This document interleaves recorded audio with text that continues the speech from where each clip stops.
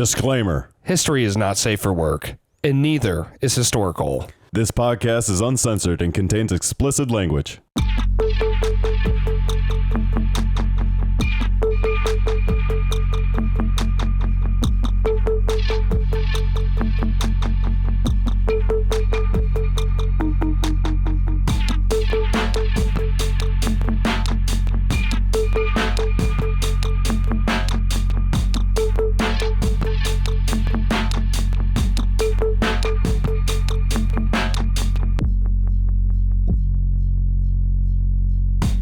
Welcome to Historic Hole. My name is David, and as always, I am joined by Jason and Michael. Howdy. Howdy.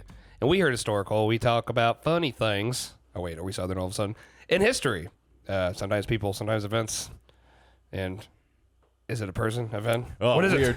We will be discussing a person, a titan of industry. Again, in the mid-1880s. We like them. A man named Andrew Carnegie. Are you sure? Yes, Carnegie. It's not Carnegie? Nope, absolutely not. And how dare you presume that I would mispronounce this man's name? Oh, well, you've mispronounced a lot of things. Go back, check the tape. HistoricHole. Because in Scotland, that's how his name is pronounced. Carnegie. Oh, but... Jason always likes to add a little bit of flair. Yes. A little bit of flat. He likes to be like, actually, his name Just to was prove something you like wrong. He was born November 25th, 1835, in Dunfermline, Scotland. It's Dunferm land. Lynn. Lynn. Damn it. Line. Dunfermline. Who knows? Scottish. You should know. I thought you knew everything. I like how he's scolding you on pronunciation. He doesn't even know. I know. Wait a minute. Check the tape. No, they caught me. Anywho, his father. Kill him. I mean, he said this is the guy who said Croatia. So Yeah, I know. That's what I'm saying. I'm like, you have not earned the trust. No room to talk over here, I think. Like, God forbid we ever do the history of the alphabet one day. This is how you say and it's like, oh, you say a. Point is, he's stupid. It's a caveman. It's not his fault. That's true. I was born this way.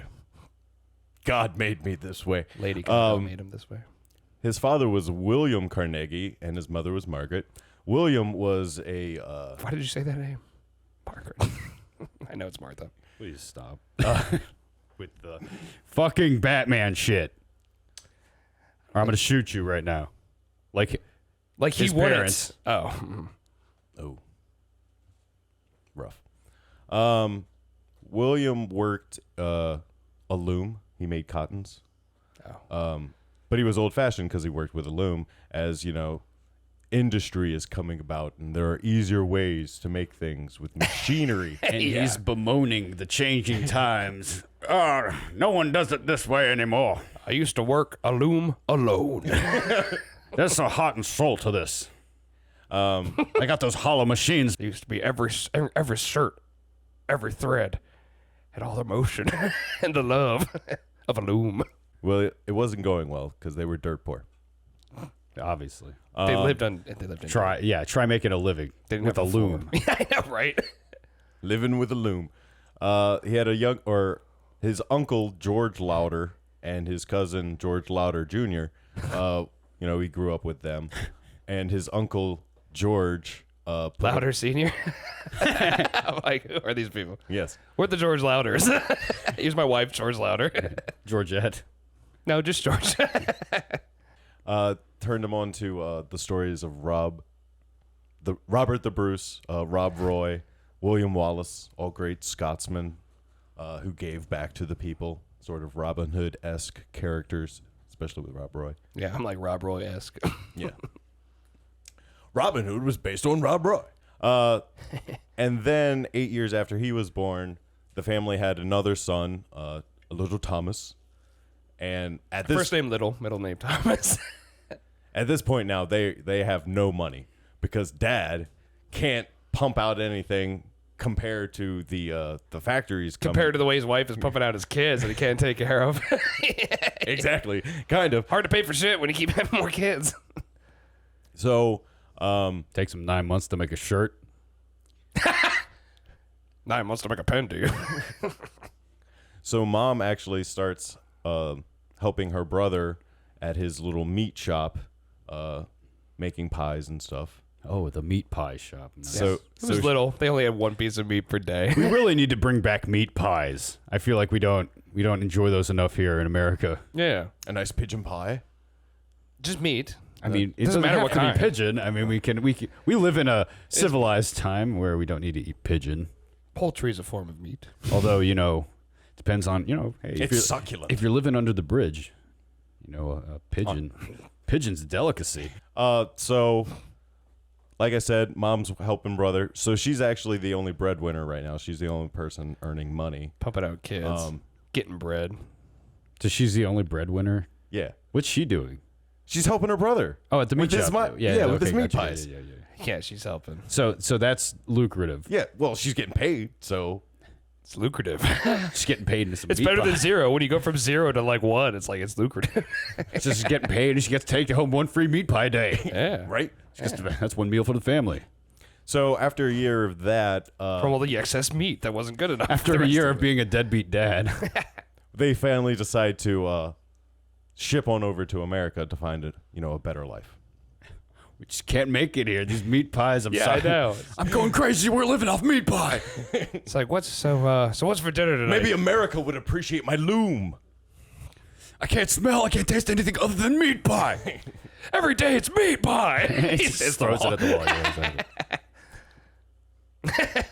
Now, little Andrew at this point had only left Dunfermline once, and that was to visit Queen Victoria when she was making her rounds around the country. What do you mean visit? Like he just saw her like at a thing, or did he Yeah, a actually meet parade, her? or did he like here? No, I'm here. sure he just saw her at a parade. Oh no, You made it you sound here like come with him. He's a poor Scottish He's boy. like, oh I don't my think he gosh. has a private time with the Queen. Well, that's what you made it sound. He went to go meet the. He saw Yeah, her exactly. From a It's distance. like, wait, you have stuff other than meat pies? We have all the pies. Why, you yes, can think Andrew. of.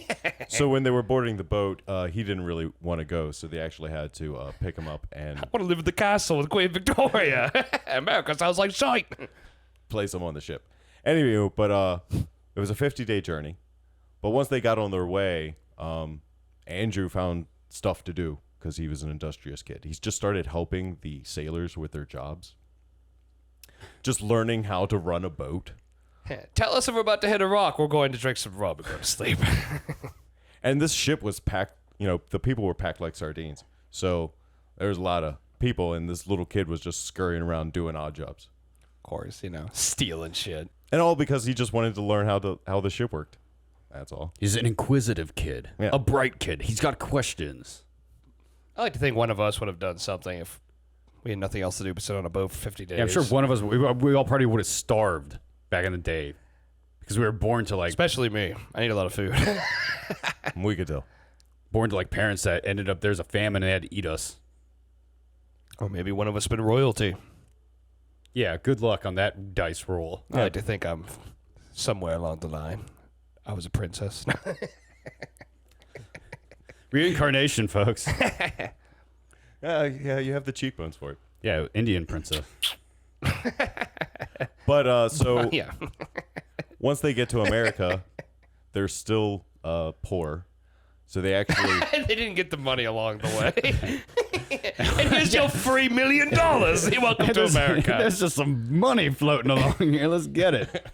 And once you get to America, there's money float. Everyone's got like this- nets. That's what they told them. They were The like, land "Dude, of milk I and swear, honey." You come to America, dude. There's just money floating off the shores. Oh, what's your name? Oh, your house is over there. 3 stories it is. I mean, that's like basically the plot the idea, that Disney. Is it? No, it's the MGM, the American Tale with yeah. Fievel. Oh, yeah. they're singing it. Oh, yeah, with There's the little no mice. God. cats in America. It's what basically this is. Just picture that. We but thought humans had it bad. Oh, those poor animals. these fucking mice. But Dude, brave little toaster. That shit was dark. right. It's probably about socialism somehow. They landed. it's the anti-communist propaganda. That known big as vacuum. the brave little toaster. They landed in New York, but their journey was by boat. I know. They docked in New York, but they needed to get to Pittsburgh because that's where they had some family. Sorry. But like I said, penniless still. So Pittsburgh. they had to wait 2 months before they could scrounge up enough cash to take a train. I think. Yeah, a train. That's what you got to do sometimes. Oh, it wasn't a plane. It wasn't a boat. It was an automobile. It wasn't a horse and buggy. So they get there, and William decides to. He needs to make money for his family, so he decides to eat his pride and go work at the cotton factory in town. Cotton's almost a loom. He's got to eat his pride. My God, dude. Swallow his pride. I knew something sounded a little bit strange about that. I swear to God, he fucking sneaks him in. Like, he just comes up with one, like, every episode. That's the game now. Is if I Do you want to play a game? It's called Off Bids Off Brands. You'll never figure it out. Get them in there without anyone noticing, then it's subliminally imprinted on your mind. Well, no, if we miss them, then it's like he gets a point. And then if we catch it, then we get the point for the episode. I wasn't listening to how terrible he was at pronouncing things. I was thinking about how he was giving up. It's like, man, all that learning about how to build a boat and how boats work really doesn't come in handy in Pittsburgh, because there's no water around here. I'm like, who would have thunk it? Yeah, what an industrious child. That's what I'm thinking, not realizing that Jason's slinking in one of his off brands and making us lose. whoever wins. But I mean, for a caveman, that's close enough. It's like when you learn a different language and you're like, close enough. Say some sort of idiom. Like, we get it. It's great, though, because, like, it's but we his have literally first pages. language. Well, it's true. All he knew was Uggs and grunts. Caveman. right? And the fact that I'm getting them so close, there should, say something about Yeah, you're myself. just so, like, they're so close. Honestly, like, it should right. be to our teaching that it's so close that he's somehow going to understand these things. I mean, thankfully, our teaching has led to this. He got his own cell. Like, we're not paying for his cell phone carrier. He had to figure that out himself. That's why he has like one of those phones. He needs to pay $20 a day to try and get signal. track phone. This is actually not a phone if you're watching the video. It's the black thing he holds because he sees people do it. And thinks that's what you're supposed Learn to by do. imitation. So he went to work at He thinks you're all listening to us right now. Like, he doesn't Live. understand talking into this thing we put in front of him. So he went to work at the Scottish-owned mill, the Anchor Cotton Mills. Now, not only did William get a job there, but little Andrew did as well because, he wasn't in school. So and They were in Pittsburgh. and his family was dirt poor, so, Might as well. might as well. And the child labor laws back then Yeah, were just like non-existent. non-existent. Yeah. So it's Yeah, just I'm like, child labor laws. So he Those aren't a thing. started his first job in 1848 as a bobbin boy. So the ladies worked the cotton into wool or whatever and spun it. dude, I don't know the process. I Yeah. just looked up the Yeah. info. All I know is he's all I know is he's a I don't bobbin know boy. these things. When he gets called, he has to give them new bobbins and shit like that. Yeah, he's just doing like a Yeah. thing. He's a gopher. Really. Called a new bobbin. Sitting there. Quick, quick, quick, quick, quick. Did 12 hours a day, 6 days a week, and earned $1.20 a week. Ballin'. Yeah, you can buy a Coca-Cola with that. Right? He's probably the top earner in his family. Yeah, probably. Because only after a few months, Dad quit because he couldn't deal with it. Deadbeat dad. Yeah, his Holy dad shit. sounds This great. dad's dumbass, dude. This guy is just a deadbeat. That's So he what it named his is. whole family after him. Actually, maybe not a dumbass. Really, he's just making his family do all the work. Like he's just coasting. I mean, honestly, and we're that's- talking about him. It's pretty smart. Right? He's going to talk about us 100 years henceforth. So we have a smart kid. So Andrew's still working at the cotton factory. Not earning much. Probably not that happy with the long $1.20 a week. hours. And on the recommendation of his uncle George, Yeah, all of them heard about it. were named George. I remember. Heard about a telegram messenger opening and suggested that he should go try that out.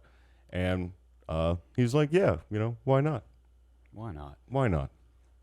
On the So- advice of George Lauder. He The fifth. became a telegraph messenger for the Pittsburgh office of the Ohio Telegraph Company. making $250 a week now. Rise into the We got the ranks. extra telegrams. Now, the way telegrams were sent, Morse code and such, he learned the ability to hear the messages. Like, he could differentiate He between could close his eyes. the dots and shit. So you could decipher the message by hearing that. Yeah. Okay. Yeah. You could Which- differentiate the He had all dots. 10 fingers, just like it's like Neo, but with telegraphs and shit.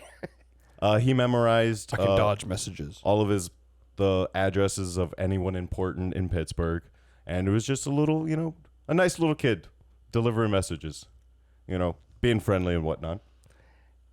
Here you're not paying anybody for making all the steel here.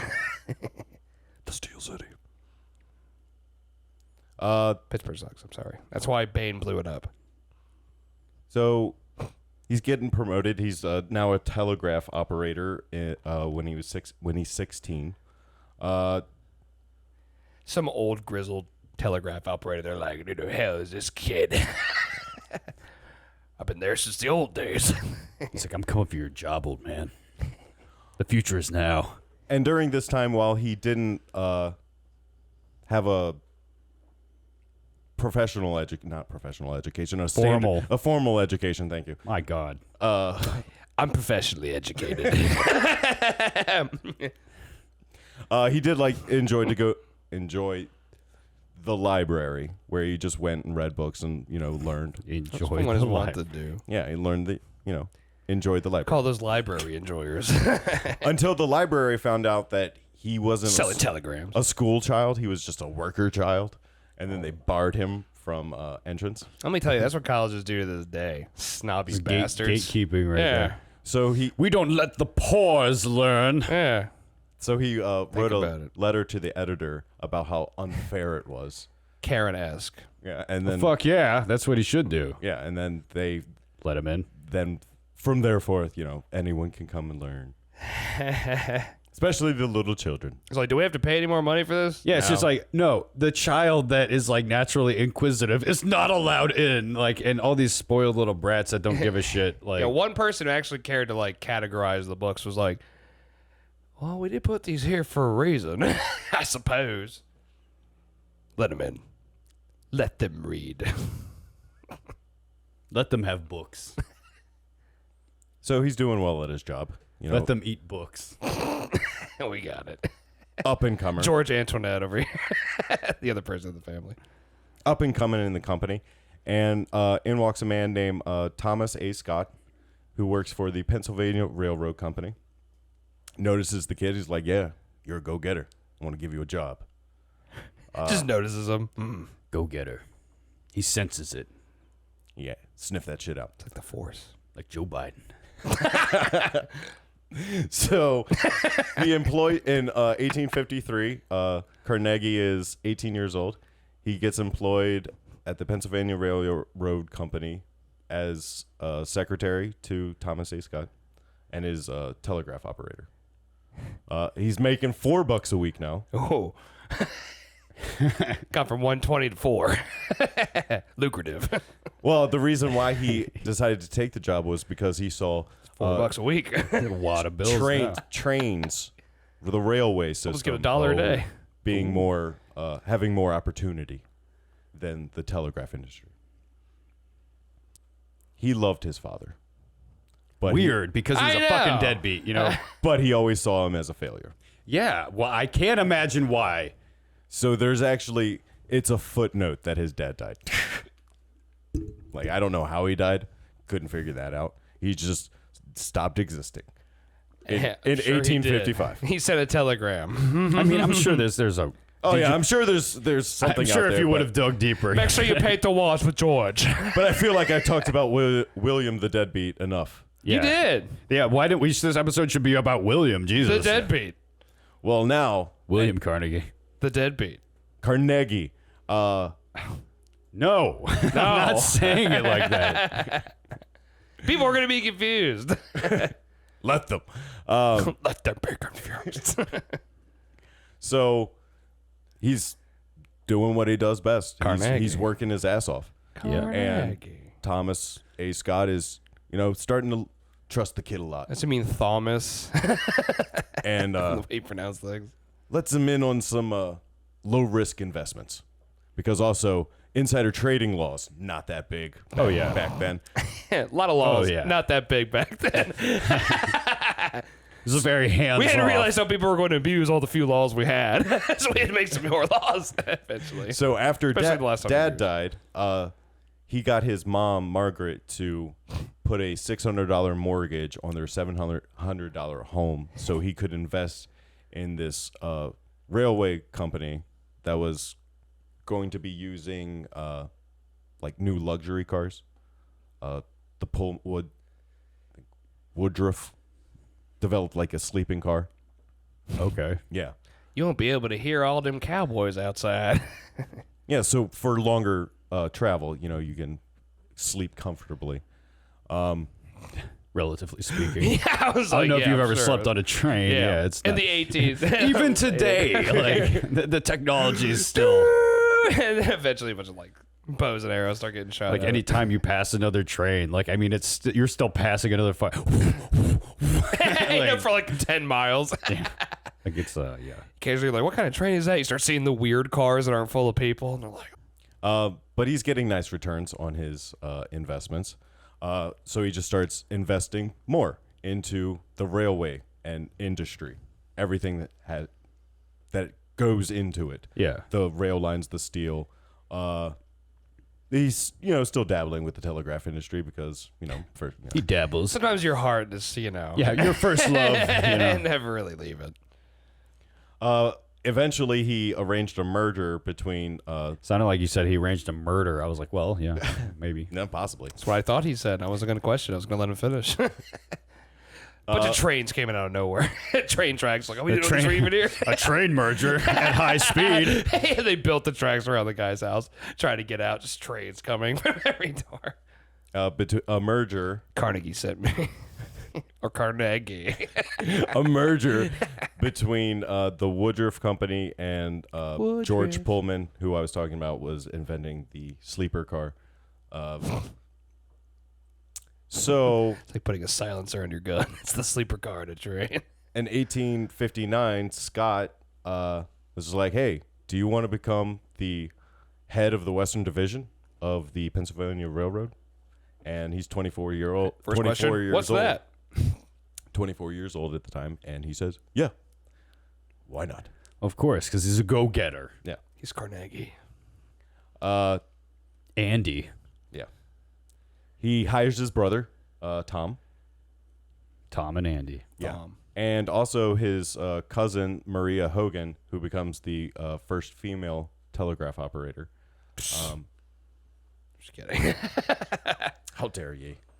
Well, I mean, because, to be fair, telegraph was on the way out. That's why he was trying to leave. He's like, oh, well, you can be the first woman to do the thing that's failing. As I said before, he's just taking his money and reinvesting it in his industry. But along comes 1860, and Yep. a war breaks out. We all know Yeah. what happened in 1860. And if you don't, In America. you should really educate yourself. Wikipedia. Get educated. So at this time, when the war sets out, Thomas A. Scott is the assistant to the Secretary of War for military transport. So he What a hires Andy to become the superintendent of the military railways and the Union government's telegraph lines. You're the janitor. The superintendent of the bundle. He's going to make sure the rail lines are working. And And sweep them up every so often. like he fixed a few. Groundskeeper because Andy. Rebels kept cutting rail He's lines. Scottish. Yeah. What about wee old Andy?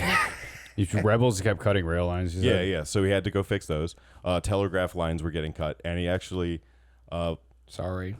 was at the Battle of Bull Run, and he had to repair a telegraph line that got cut, and he was Under musket fire. yanking it, and it hit him in the face, creating a scar.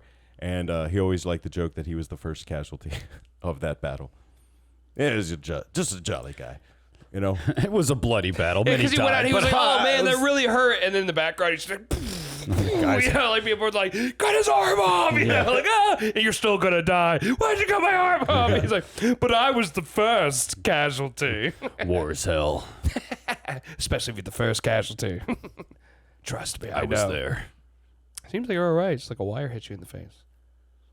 This other guy has no appendages. See, that back then is just like people weren't sensitive. You could make jokes like that. You're like, oh yeah, death. We all deal with that, right? Your Well, dad here's the thing. got shot in the face last week. See, I think a lot of people were sensitive that actually looked at like newspapers and stuff. People that were just living life, they weren't sensitive. Because they're on the battlefield, you're probably not. Yeah, sensitive. exactly. I was like, they didn't know it. Like, you know, they know it went. Oh, I wonder how it's that really joke went It's over. that public knowledge that or public schooling that he never had. Did everyone just go like the guy who's coughing up blood, like first bad casualty? And he's just like, oh great, Andrew. They're like putting cotton into him. He's like, oh, I used to loom that shit. Andrew, you're a riot. So it was during the war he noticed that a lot of the rail lines were, wooden. And he's like, well, This is bullshit. yeah, Too easy to just we could totally redo all this with iron and shit. So he starts investing in iron smelting companies, sets one up with his brother, named after Edgar Thomas, one of the guys who helped him along in the Pennsylvania Railroad Company. And starts really So he was Iron Man. diving into the iron business also. I'm just kidding. Don't do it. What? And in 1864, he was one of the early investors in the Columbia Oil Company. He was Oil Man. And he got himself $1 million from that ordeal or endeavor. Yeah. So Ordeal. Did you ever invest in candy? I don't believe so. And then next, he struck peanut butter. Candy man. Candy man can. After the war is completed, Because he mixes it with steel and makes the railroads run. after the war, he returns to the Pennsylvania Railroad Company, but is only there for a little bit because he wants to sort of part ways from just the railroad company and sort of just get more into the steel production aspect of it all. But keeps them as a client. Him and Thomas A. Scott. Of course. Oh, yeah. Smart man. Smart business. Smart business. And then he starts giving Scott tips on some insider trading stuff, so he's always getting investments back.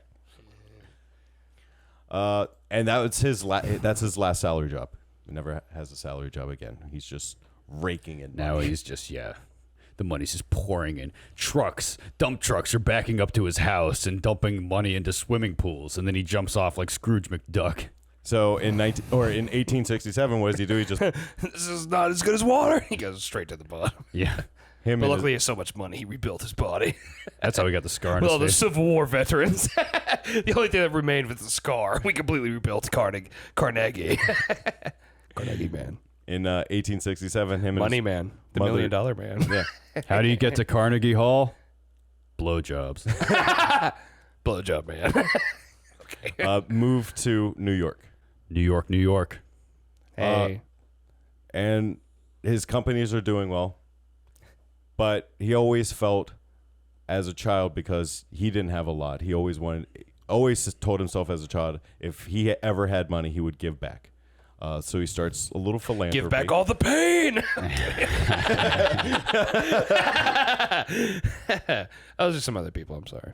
We'll go into more specifics of the philanthropy later, but so he has over 1,000 workers working for him, several companies already.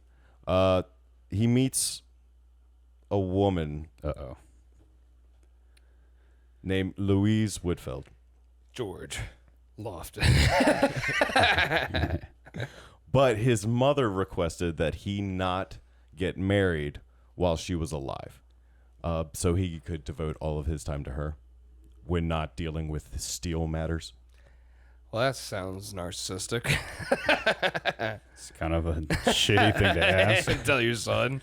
You remember how my... But he was a mama's- but, you know, he was he's a Her mama's mom boy. did do a bunch of stuff, but at the same time... Yeah, she was like the She was the only- breadwinner. Yeah, she was She the... literally won the bread by probably she won doing the meat horrible pie. things. The meat pie winner. Yeah, that's true. Yeah. I mean, I guess There's some that's bread fair. and meat. Pie. But at the same time, though, it's just like, why didn't he just like set her up in like a fucking mansion or something? Because dude's raking in money. It's just like set her up in a mansion with a butler. Why don't you and be live on like, a "Hey, pile of Mom, money? I'm taking care of you, and I can go get married and live my own life." But she's I'm gonna get probably- married to everyone. She's probably just, oh, it's a mother's love. It's just like, that's not the same. I'm sure all the mothers are right. If any mothers happen to be watching this shit. And guess what? We're all sons to some mother. And they're all listening to us right now going like, no, Shaking, you're all shaking wrong. their heads, being like, no, of course. Why would you would send me off with a butler to just be alone? It's just like, yeah, Mom, I would. Fuck you. We love our moms. Shut but up, let me Mom. tell you. I love Michael's mom. Who doesn't? It's true. Sorry to tell you now, Michael, on the pod, but We're married. I'm your dad. I'm your dad. Your last name is now Carnegie. I don't know how you do that. But he still sees her. He has a little Yeah, of course. secret thing. Never lets Mom know. Behind Mom's back. He began to become more aggressive with his business dealings too. Started taking over rival companies. Oh, yeah. Made a mech suit of all that steel he had. One of the companies was the Homestead Steel Works, which had a iron field 425 miles long railway and God. a lot of steamboats to transport ore Steamboat and shit Willie. around. He was also traveling around, seeing the world. Him and his mother went to go visit Scotland, their hometown. He donated a library, which was free for anyone to learn. Came back to America, 1883, or yeah, around then, 1883, 1859 maybe. It was 2 That p.m. was before Eastern the time. war, 1859. 1869. 1869. That sounds like, Dude, sure. you're going really far back. All right. 1869. The Transcontinental Railway was complete. The Trans-Siberian Orchestra released their Railway. first album. Yeah. And Dun, dun, dun, dun, dun. Wait. at that point, he had all of his factories and business dealings in vertical organization. He had the raw materials, Yeah, he the was way to a monopoly. manufacture it, and the transportation for everything. Yeah, heard he of the game. Controlled everything for monopoly. that. Yep, Who do you think they It's based the it word off we're of? looking for here. correct. He doesn't know words, remember. Caveman. But Okay, man. in 1886, Oh, railway production oh God. was on a decline because most of the railway you built them all already. Yeah, I was like, you can't just keep building railroads next to the railways. So steel production was going down. Yeah. His mom catches pneumonia. She dies. He's just like, yes. Caught some steel to the face, more likely. Get married now and stop living a lie. Yeah, by the way, Mom, get married. She caught pneumonia. 10 days Train later, fell on her. 10 days later, brother Tom died from alcoholism. Well, Because, you know, he's working under Andy, running one of his steel mills, opening up some of his own, but he's under a lot of pressure, obviously, living in the shadow of Andrew Carnegie. Yeah, you start to drink a little, and then, yeah, oh yeah, obviously. yeah, led to his death. To be honest, if we're talking about anything before like the last 20 years, everyone is completely drunk in all of our stories in history. You know, even the Apollo 13 one, they're smoking cigarettes going like, well, this ain't good, as we established. But, yeah, Brightside, like David pointed out, does get to marry Louise now after 7 years of keeping it There was an open bar at that wedding. behind closed doors. Behind closed metal. They finally tie the knot. He's 21 years older than her, so good on him. He's 51 at the time. Wait. Oh, okay. I thought you said she was 21 years older than him. No. And I was just like, good on him. And I was like, sure. Yeah, no, she's 29. Don't take that the wrong way, ladies. But the steel industry starts with the new processes to produce steel, the Bessemer process and whatnot. It's becoming cheaper to produce steel. So he's pumping that out, making bank. With his nipples. And Metal man. by 18 You or want some of this steel? You got to pay for it. by 1889, the U.S. steel output of steel. The U.S. output of steel. The U.S. steel output of steel. It was so much steel. The U.S. output of steel exceeded that of UK, and Andrew Carnegie had a majority of it. Like 80% of it was his. Yeah. Just lying in a pile. So in 1892, he combined all of his assets and companies into the Carnegie Steel Company. And we'll continue in the next episode. What? With Andrew Carnegie, Titan of Industry. Oh, yeah. I thought that's how we started. I thought this whole day was about... All right, let's get to the shill stuff. Chill. Steel. Steel. Give us 5 stars on iTunes. 5 steals. Steel stars. 5 interceptions at the Pittsburgh Steelers. 5 Big Ben interceptions. 5 Big Ben. Never mind. Sexual assaults. Like I said, never mind. I'm not going to say it anyway. Never mind, but I'm saying it. You all know. If you Doesn't look so bad after Deshaun Watson, I'm just saying. If you are listening but you like watching things, then you can find us on YouTube and you can see us and then talk mad shit. Follow us on social media platforms, Instagram and Twitter. Some of them. We post the full episode there on IGTV. You can watch that. Word of mouth is the best advertising, so just tell people about us. Be like, hey, I found this podcast. Get everyone's mouth pregnant with our podcast. Yeah, that's a thing. It's an interesting way of putting it. Tracy Morgan, girl. But word of mouth is the best advertising that we can get. So, if you want to support us, just tell people about us. That would be really awesome. And we will love you forever. We would make sweet, sweet love like Barry White. No. And we'll use that voice. Baby. One of us will be Barry White, one of us will be Marvin Gaye, and then one of us will be Andrew Carnegie. Carnegie. You can email us at HistoricHole@gmail.com with any questions, comments, or concerns. Coupons, boosts, and FanDuel. But I never check it, so Oh, well, shit. Maybe we have so many emails. Yeah, exactly. So many That's emails. the point. Wait a minute. You can't say that. We'll read them next episode. Next episode, we read all the emails. Next week, there's no episode. Email bag, yeah. Email back. And so our statement of the week this week is, if you want to get into the Capitol, don't use a car. Use your vote.